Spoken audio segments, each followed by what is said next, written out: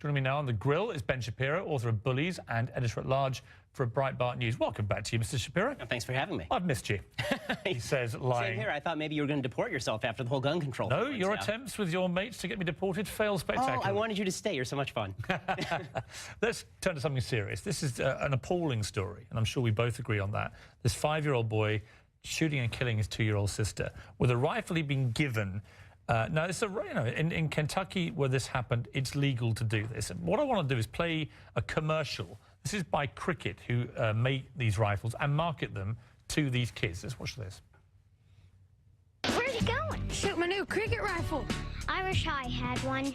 My first rifle, a moment you'd never forget. The Cricket is the perfect way to get younger small-framed shooters started right, with a safety-promoting design. It's soft shooting, affordable, and accurate. Girls and even mom will love the way they can pick one to their own taste. Start your own tradition. Cricket. I mean, look, I'll be honest with you. I thought this was a spoof.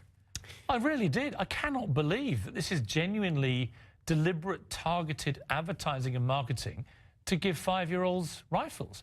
What is your view? Well, the marketing is directed at the parents, obviously, and the parents are making some, interesting decisions. I would say bad decisions if they're giving a 5-year-old a gun. It is illegal, as far as I know, for a 5-year-old to walk into a gun shop and pick up a gun. The problem, I think, is broader than just this. I mean, if we're going to go to any kind of cultural implement that encourages kids to own guns, then we're going to have to go straight to Hollywood, and I'm not sure that people want to go there. I mean, most people who want to own guns do so because they watch Die Hard or because they watch, a movie with a gun. Yeah, but they're actually, it's illegal for a kid of 5 to go and watch a lot of these violent movies. That's true, although some of the PG movies even have guns in them. So it's... But, back in Britain, I'm not going to harp on about where I come from. It's irrelevant to this, except that, the only thing like that you'd ever see would be toy guns.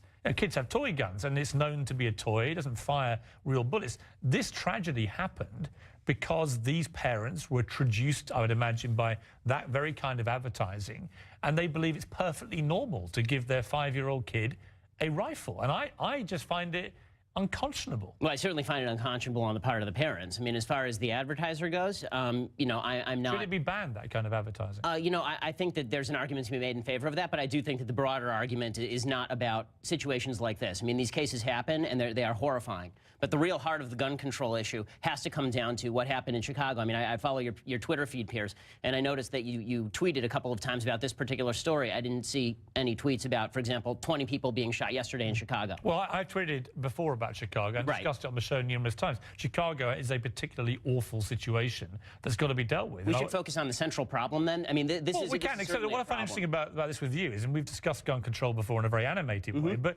you agree with me then that you would bring in a form of gun control which would be prohibiting companies like Cricket from targeting young people with guns. I'm fairly certain liability law already covers a lot of this. I mean, there is such a thing as advertising liability. If you advertise, for example, you have an overground pool and someone advertises someone diving into the pool, and then someone dives into the pool and breaks their neck, then you can be sued for that. If these advertisements show these guns as being a lot safer than they are, there's advertising liability already. I'm not sure you need a specific law directed at that. On the ongoing debate about background checks and so on, last time I interviewed you, you said you were in favor of background checks. I am. Why is it that even background checks can't get passed by Congress? What is going on? Well, they're not effective, unfortunately. I think the concept of background checks is generally a good one. I mean, we want to weed out people who are responsible from people who are irresponsible or criminal. Unfortunately, in California, we have universal background checks, and they have not been even close to effective. The idea that government has the ability to really do that sort of weeding out with a universal background check, I wish it were true. Unfortunately, the solution is not that easy. In concept, I do. I would like to see a plan that can be implemented that actually works. There's a poll that's just come out. This is a Fairleigh Dickinson University poll. Saying that 29% of Americans agree with the statement. In the next few years, an armed revolution might be necessary in order to protect our liberties. Additional 5% were unsure about that. So a third of Americans genuinely believe they need to be armed to possibly rise up against some form of tyranny. Why? Because that is the fundamental basis of American freedom. That has always been the fundamental basis. Where would the tyranny come from? The tyranny would come from the government.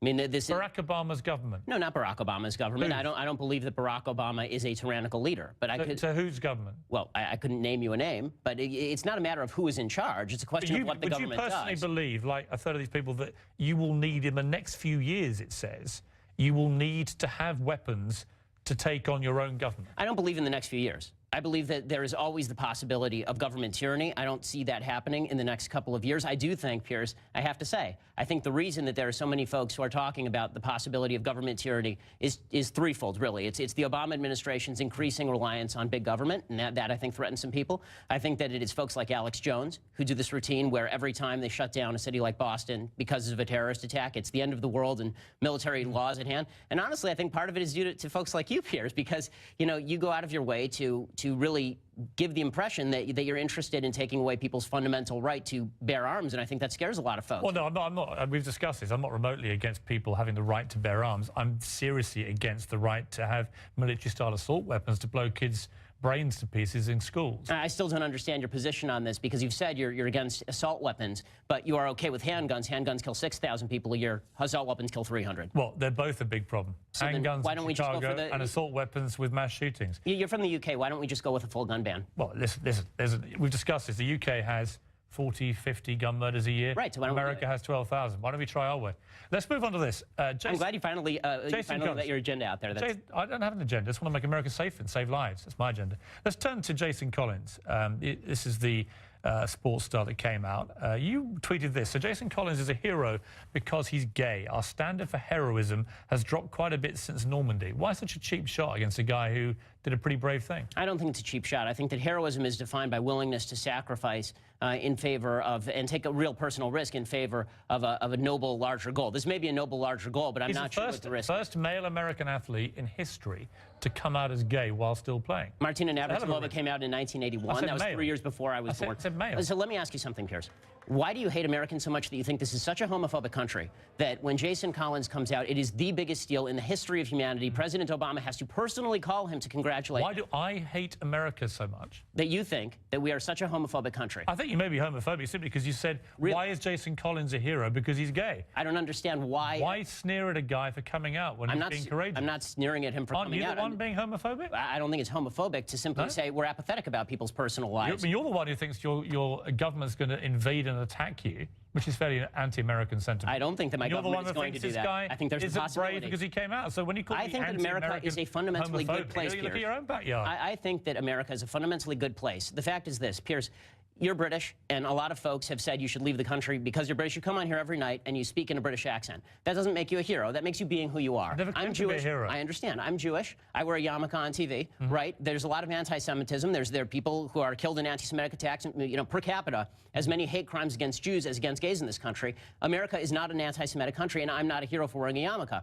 Being who you are in 2013 in America is what America is about. It is not heroic to be who you are publicly. I'm glad for Jason Collins if he feels that he's going to live a happier life now. But it does not make you a hero to be who you are, because America is not a homophobic country. You know what, Ben? Come off it. Come off it. Got to leave it there, but come off it. Oh, is that Give an the guy argument? a break. He's the first one to come out. He's a brave guy. I applaud him. I'm glad the president calls him. To have your first thought to be to get on Twitter and sneer at him? No, I'm cheap. I think what's cheap is ripping on America and calling it essentially a homophobic country. So homophobic that we need to... calling America homophobic. Piers, You're the only one that's mentioned it. Piers, you cover stories in which man bites dog, not in which dog bites man. mentioned America's homophobic. No, you know it's homophobic. Got to leave it there. But seriously, nobody mentioned America being homophobic. You're going mad. Then why the big deal? Ben Shapiro, come back soon. On the grill there, and well roasted he was too. When we come back, Reese Witherspoon's drunken arrest, a potentially racist ad, and Warren Buffett's first ever tweet. We'll be breaking the news. That's coming next.